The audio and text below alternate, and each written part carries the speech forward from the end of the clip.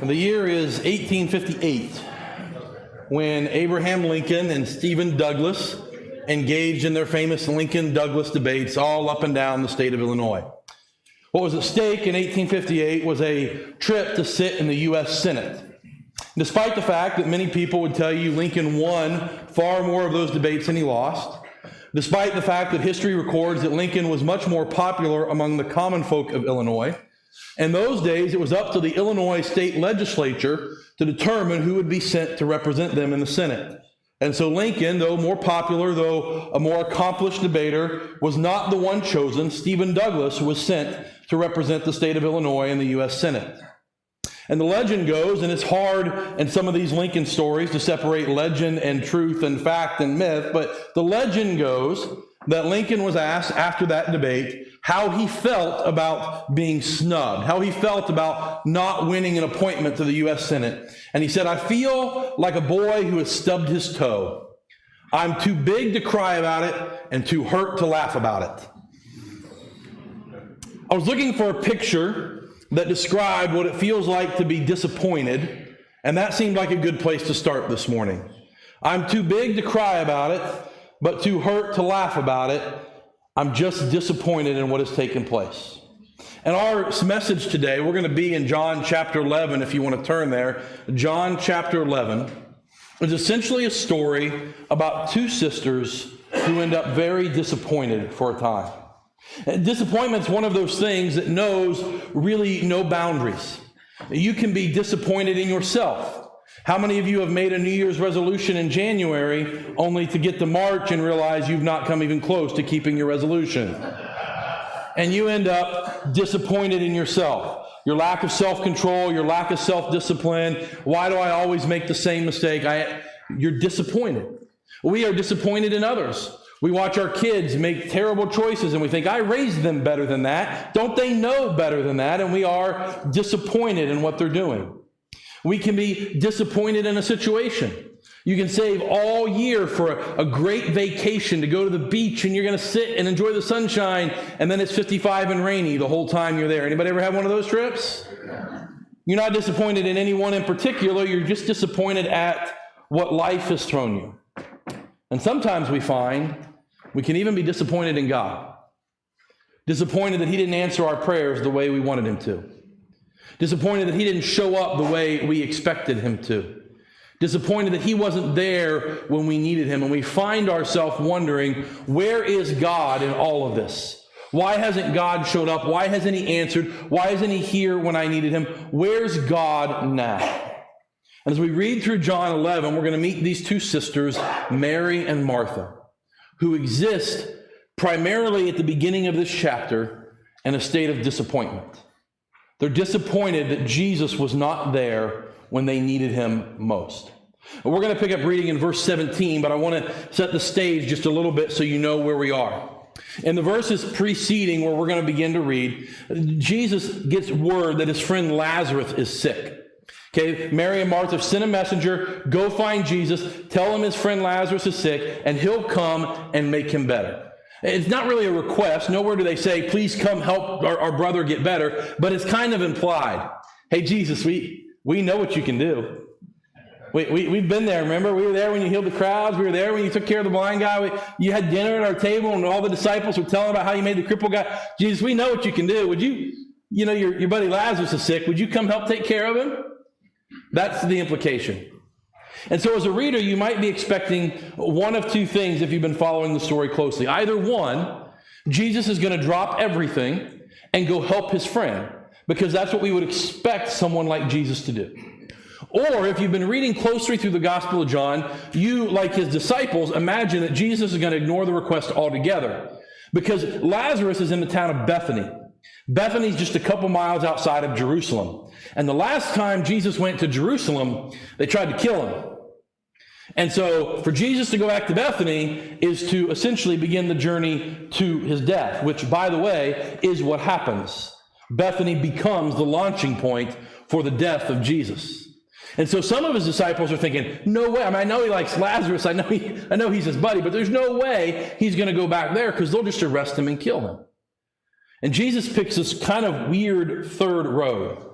He waits for 2 days. Doesn't say he did anything. Maybe checking fantasy football scores. I don't know what he had going on, but it seems something must have been important. There's no record of what he does. He just waits for 2 days, and then he goes to Bethany. Well, it turns out those 2 days, they become kind of important in counting the math. Where Jesus was in Galilee is about a day's journey from Bethany. And so you count the math, okay, so it took a day for the messengers to get from Bethany to Galilee. That's day one. And then Jesus waited for 2 days. That's 3 days. And then it took a day for Jesus to get from Galilee to Bethany. And so by the time Jesus shows up, what he's told is Lazarus has already been dead for 4 days. Meaning that about the time the messengers hit the road, Lazarus was already gone. In fact, Jesus seems to indicate as much when he tells his disciples that Lazarus is sleeping, that he's already passed away by the time the news arrives. And yet Jesus is going to do something spectacular, and those 4 days kind of amplify what he's about to do. But we'll get to that in a minute. So Jesus finally makes his way to Bethany, and he's greeted first by the sister Martha. Let's take a look at what Martha and Jesus have to talk about in John chapter 11, beginning in verse 17. When Jesus arrived, he found that Lazarus had already been in the tomb for 4 days. Bethany was near Jerusalem, about 2 miles away. And many of the Jews had come to Martha and Mary to comfort them about their brother. And as soon as Martha heard that Jesus was coming, she went to meet him. But Mary remained seated in the house. And then Martha said to Jesus, "Lord, if you had been here, my brother wouldn't have died. Yet even now I know that whatever you ask from God, God will give to you." "Your brother will rise again," Jesus told her. Martha said, "I know that he will rise again in the resurrection at the last days." We're going to pause there for just a moment. Jesus shows up in Bethany. Martha runs out to greet him. And the first thing out of her mouth is, "Jesus, if you'd been here, he wouldn't have died." And it's this incredible statement. It's this statement that is belief mixed with disappointment. "Jesus, I know you could have healed him. I believe in your power. I know the kind of things you're capable of. I've seen it. I've heard the stories. I believe in who you are. Even now, I believe that God will do whatever you ask." There is faith here in Martha's statement. I believe in what you're capable of, Jesus, but it's mixed with disappointment. "Jesus, I know you could have healed him if you wanted. So why didn't you?" That's really the question that's being asked. And it's a question that if you've followed God long enough, you've asked some form of too. God, why did my idiot coworker get the miracle? Her cancer went away. They can't explain it. They don't understand. She wasn't supposed to get better, but here she is living life as normal. And my sister, who's the best woman I know, is still battling this thing, and it won't go get. God, why'd you heal her and not my sister? It's not fair. Why do I know 93-year-old grumpy, jerky people who've never been nice to anyone in their whole life, and people like my dad, who spent his whole life serving the church, leading other people, teaching about God, died at 63? It's not fair. Why didn't you heal him? Wasn't like there weren't people praying for him. Wasn't like he didn't believe. Why didn't he get the miracle? God, I know you can do this. So why haven't you? You ever pray that prayer? You ever been there? God, I believe in you. God, I know what you're capable of. I believe in your power. Just a little disappointed. Why didn't you do what I asked? Why didn't you fix that relationship I've been praying for? Why didn't you heal that person that I love? Why didn't you make this better? And I'm going to be honest, there's a whole line of teaching we can go down if we wanted to that talks about why bad things happen to good people and why we struggle with disappointment and what the solution to pain and suffering is. There are books upon books written upon it, but for me to try to explain that in this setting will just come off as patronizing, just to minimize your pain. What I need you to know is you're not alone. You're not alone in having that disappointment. You're not alone in wondering if God cares. You're not alone in wondering why things didn't turn out for better. You join a long list of those who believe in God and yet struggle with suffering. And what I also need you to know is Jesus himself doesn't answer it. He doesn't explain what he was doing. He doesn't tell her why Lazarus had to die. He simply reminds her of who he is. Verse 25. And Jesus said to her, I am the resurrection and the life. The one who believes in me, even if he dies, will live. And everyone who lives and believes in me will never die, ever. Do you believe this? Throughout the Gospel of John, Jesus has painted himself as the bringer of life. It's written on every page in his teaching in the Gospel of John. From the very beginning, John chapter 1, in him is a life, and that life is the light of all men. It's there when he says to the Samaritan woman at the well, I am living water. He says to the crowds, I am the bread of life. He tells them that he is the good shepherd and that he's come to bring life and life abundantly. Over and over and over and over again throughout the Gospel of John, Jesus has been telling people, if you want to really live, true life is found in me. But something changes here in John chapter 11 because he added this new word, resurrection. You see, everything up until this point has been about making this life better, fuller, more meaningful. I am the bread of life. I can satisfy your longings. I am living water. I can quench your desires. I've come to give you life and life abundantly. I can make this life more peaceful, more joyful, more full. You can enjoy more here and now in this life. But it never dealt with the real problem that this life is so temporary. We forget that sometimes, right? It seems like there's so much time left. Seems like we're here for such a long time, and some of you have been here for such a long time.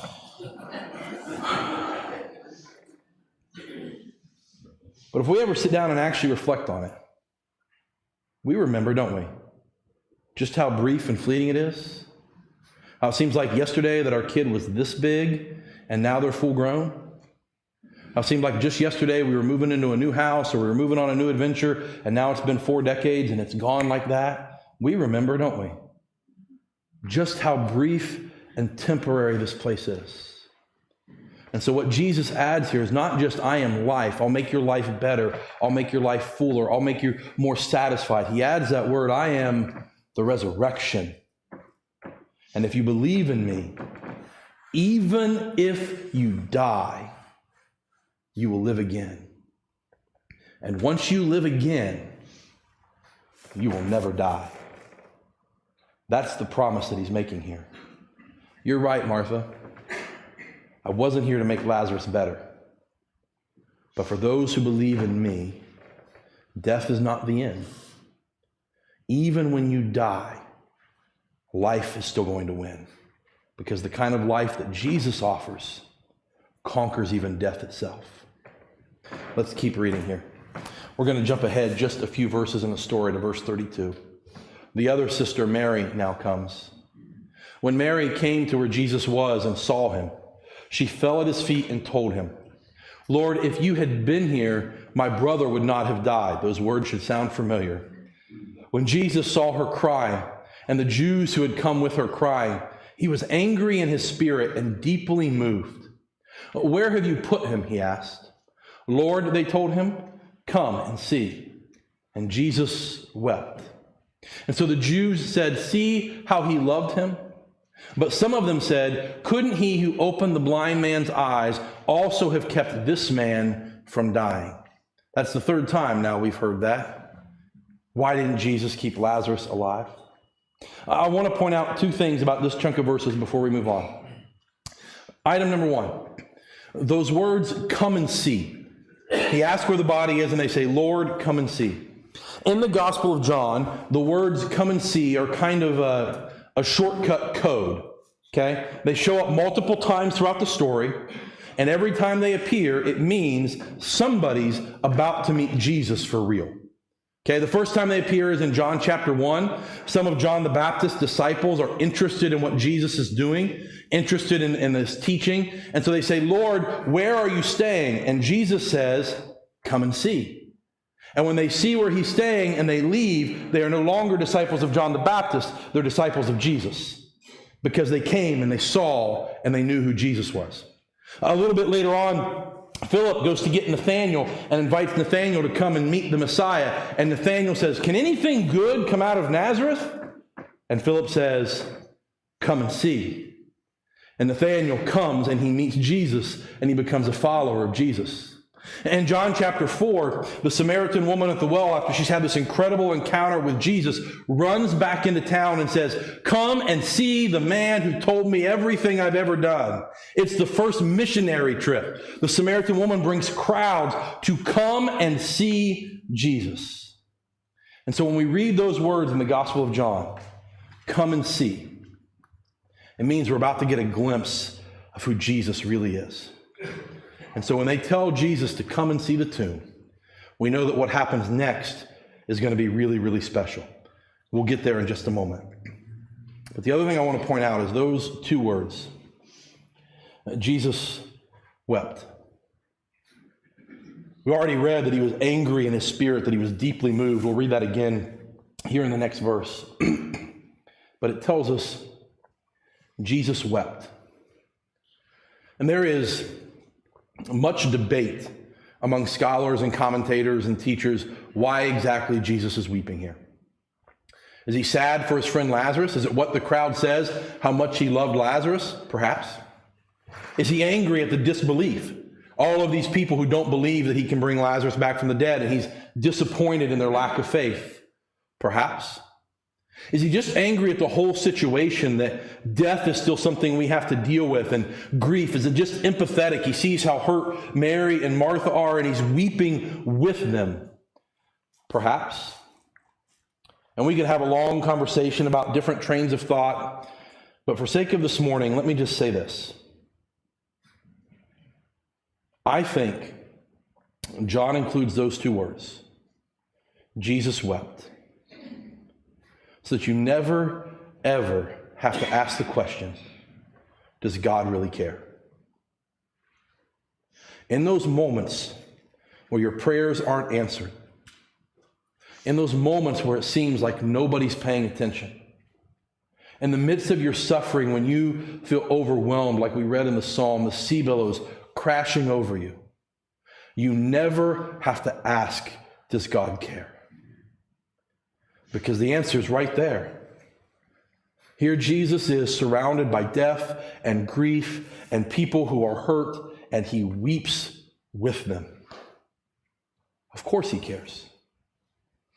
It reminds me, it's a weird thing that popped in my head this week. My senior year of high school, when we were playing, we had a pretty good football team that year, and we had these guys who were seniors with us who were just idiots. They weren't on the team, but they were idiots. They were the guy, no shirt, big stuff painted all over their body every game, the single colored jumpsuits running around, and, weird cheers and carrying the flag over their head, just like, but they called themselves super fans, if you've seen that kind of person before. And I remember in high school wondering what was wrong with them. Because in my brain, it didn't make sense that they could care that much. They weren't there for 6 a.m. workouts. They weren't there for 3-a-days in 92-degree heat in August. They didn't wake up every Saturday morning and put ice packs on 4 joints and haul themselves off to watch film for the next week. They had no skin in the game. I knew why I cared whether we won or lost, because I'd given hours of my life to that thing. I'd injured myself for that thing. I knew why I cared. I couldn't for the life of me fathom why they cared so much. But what I came to the realization is it doesn't matter why. What matters is they really cared. And maybe when you look at life, you can't explain why in John 11 Jesus cares so much. But the truth is in this: he does. He's with you in the pain. He's with you in the grief. He's with you in the hurt. And you might be disappointed. You might be upset that things didn't go according to plan. You might not understand why he didn't answer your prayer. But the one thing you can never say is that God doesn't care about your suffering. Because in this moment, Jesus wept with his friends. And he knew the resurrection was coming. He knew the glorious ending. And he still wept with his friends. Because he cares. Let's read the end of the story here. Keep going. Oh, there's our sports fan thing. That was supposed to be up a minute ago. Verse 38. Then Jesus, angry in himself, again came to the tomb. And it was a cave, and a stone was lying against it. Remove the stone, Jesus said. Martha, the dead man's sister, told him, Lord, he already stinks. It's been 4 days. And Jesus said to her, didn't I tell you that if you believed, you would see the glory of God? So they removed the stone. And then Jesus raised his eyes and said, Father, I thank you that you heard me. I know that you always hear me, but because of the crowd standing here, I said this so they may believe that you sent me. And after he said this, he shouted with a loud voice, Lazarus, come out. And the dead man came out, bound hand and foot with linen strips, and with his face wrapped in a cloth. And Jesus said to them, loose him and let him go. Okay, so therefore many of the Jews who came to Mary and saw what he did believed in him. Which I just want to say, that's got to be the understatement biblical passage, right? When the dead guy from 4 days comes walking out of the tomb, I would like to think many who believed in him. And you should know, as John's telling the story, verse 45 right here, this is what leads to the cross. The crowds that develop because of the resurrection of Lazarus lead the Pharisees and Jewish leaders to begin to plot not only Jesus' death, but they plot to kill Lazarus again so that he can stop telling people about how he was dead and now he's alive. One other thing I want to point out before we kind of start to move toward a conclusion here. If you don't read out of the original King James, you missed something that is my favorite verse to read out of the original King James in the entire New Testament. Right there when it talks about Lazarus being dead for 4 days, the King James actually says, for he stinketh. He's been there 4 days, he stinketh, Lord. Which part of me wants to put on a sign and take with me to church camp for the boys' dorm. And on Wednesday morning, I'm just going to put it up. They've been here for 4 days. They stinketh. But I don't want you to miss the truth in that. I told you there's a reason Jesus waited 2 days. Last week, we talked about Jairus' daughter and how Jesus brought her back from the dead. But if you remember, when Jesus walked in the house, he said, don't worry, she's not dead. She's just sleeping. And then he walked in and she got up and she walked back out. She'd been gone maybe moments, maybe an hour. And so there would have been those who wanted to discredit Jesus, who would have said, he himself said she wasn't dead. He didn't raise her from the dead. She was just sick and she was falling asleep and he went in and woke her up. Because it had only been a few minutes, a few hours. They didn't have EKG machines tracking their heart rate. They didn't have watching brain activity. Okay, so she fell asleep. Lazarus has been dead for 4 days and he stinketh. He's not just dead, he's dead. He's all the way dead. And as Jesus prepares to go to his own cross that will end in his own resurrection, he wants to leave no doubt. I am not just the life, I am the resurrection. I don't just have the power to heal and the power to make life better and the power to satisfy your cravings. I have power over death itself. Lazarus was dead. And then he was alive. And he came walking out, and many who believed. Jesus said, I am the resurrection and the life. Anyone who believes in me, even if he dies, will live. And whoever lives and believes in me will never die. Do you believe this?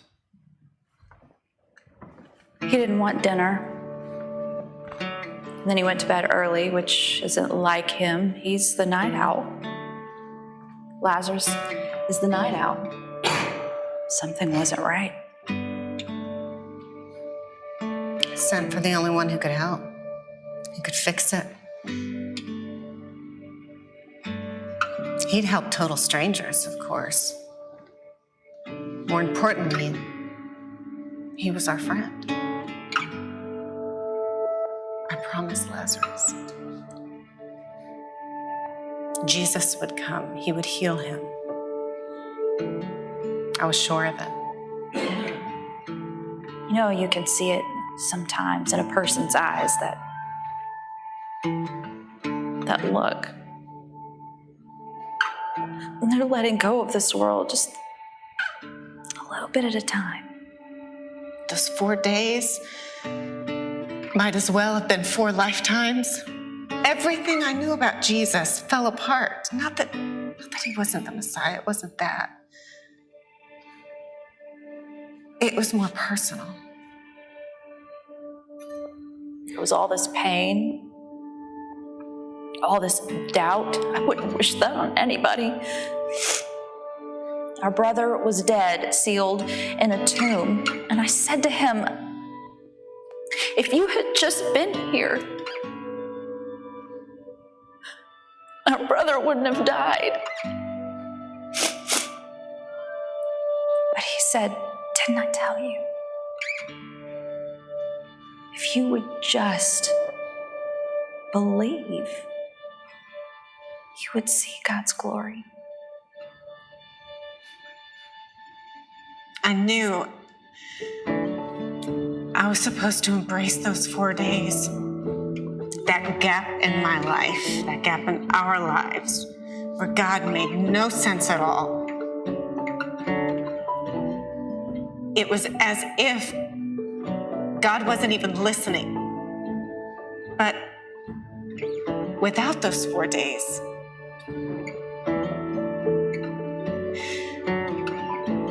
before I believed in him, now I believe him. We didn't understand then,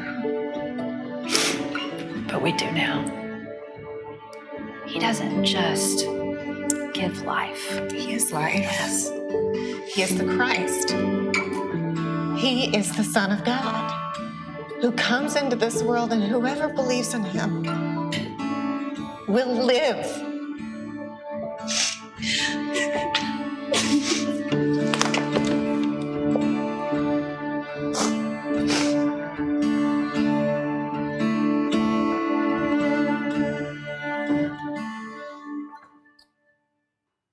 If I could just kind of bring this all to a point, I'll use an illustration, and then we'll wrap up. Everybody kind of has their own maybe thoughts about the benefits or lack thereof of chiropractic care. I don't know what your thoughts are, but I'll share my story a little bit, and then we'll use it to make a point. About 12 years ago, I was having chronic headaches, okay? Tension headaches coming up from my neck into the base of my skull, the result of a stressful job and way too much time spent in a chair looking at a screen that's not good posture for you. And my wife had been seeing a chiropractor because she'd hurt herself running and had really messed up her hip and lower back. And she said, why don't you come see Dr. Craig and just see if it helps? He says he can help. Give him 3 appointments and see how you feel. And it was literally life-altering for me. Walked into this guy, he does an activator, teaches me some stretches, put some stim and some ice, and my head throbbed for about 2 hours because of how much he readjusted stuff. And then I have headaches for 8 weeks. It was amazing. And that's been my story for the last 12 years. I still carry my stress in my neck. I still spend way too much time seated at my laptop, punching away sermon notes and sending emails to people. And about 10 to 12 weeks in, I'll start to get headaches. And I can do what I used to do before I met Dr. Craig. I can start popping an ibuprofen or 2 a couple times a day, every day. And I mean every day, okay? About 12 o'clock, 1 o'clock, take a couple ibuprofen, you get home, put the kids to bed, take a couple more, and it'll keep it at bay. But at that point, all I'm doing is treating the symptoms, right? I now know what's wrong. My neck is way too tight, it's slightly out of line, and 15 minutes at the chiropractor will fix the underlying problem. And I have to make a choice. Am I going to treat the symptoms, or am I going to fix the problem, right? And really, if we wanted to go a step further, I could treat the problem even deeper. I could remove stress from my life and learn better posture and wouldn't have to go see him anymore. Just not ready for that yet. Just being honest.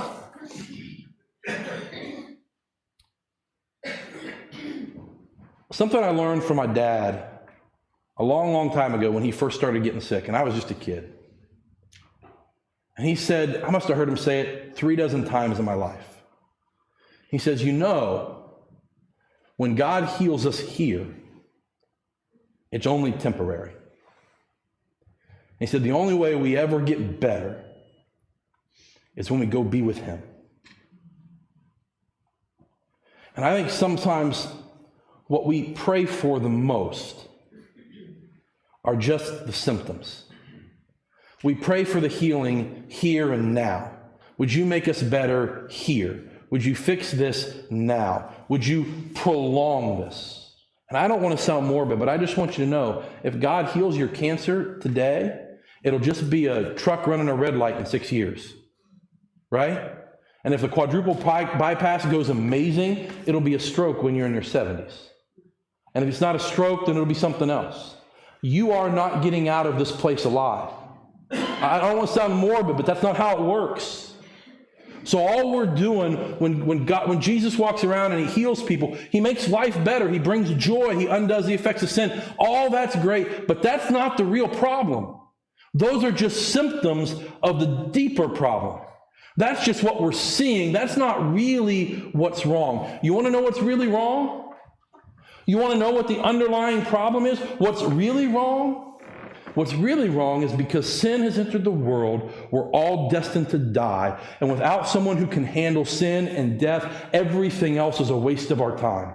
We're just prolonging the inevitable. We don't need someone who can make it so we can walk. We don't need someone who can heal the blind. We don't need someone who can even heal cancer. We need someone who knows what to do with sin and death. That's our problem. And that's why in John 11, Jesus goes, yeah, I could have been here. And I could have made him better. But what I want to show you is that I'm the one who knows what to do with sin and death. That when everybody else is around, you live and then you die. But when I'm around, you die and then you live. And everything is going to change because I'm here. I am the resurrection and the life. That's what Jesus wanted them to know. That's what Jesus wants you to know. That in your struggle and your seasons of doubt, as you're wrestling with disappointment, to know that Jesus has already dealt with the underlying problem. Sin and death have been defeated. The problem has been dealt with. And those who believe in him, even if they die, they will live and never die again. Do you believe this? And that's the question you have to answer today. We're going to end the way we did a couple weeks ago. I've got a song I want to introduce to you. We're actually going to learn this next week. We've got a guest coming. He's going to lead it for us in worship next Sunday, so you can kind of pay attention to it. But I want to read the words to you because there is incredible power in what you're going to listen to and what we're going to sing together next week. The song's entitled Living Hope, and I've always just kind of been captured by the words of the third verse. He repeats it twice when he gets there. It says, then came the morning that sealed the promise. Your buried body began to breathe, and out of the silence, the roaring lion declared the grave has no claim on me. Out of the silence, the roaring lion declared the grave has no claim on me. As the song plays, if you need to make a decision to know who Jesus is, to experience that hope beyond the grave, I'll be sitting right there and I'd love the chance to talk to you. I'll be checking messages. I'd love the chance to talk to you. For the rest of us, this becomes a moment of reflection. Because of what Christ did, the grave has no claim on us.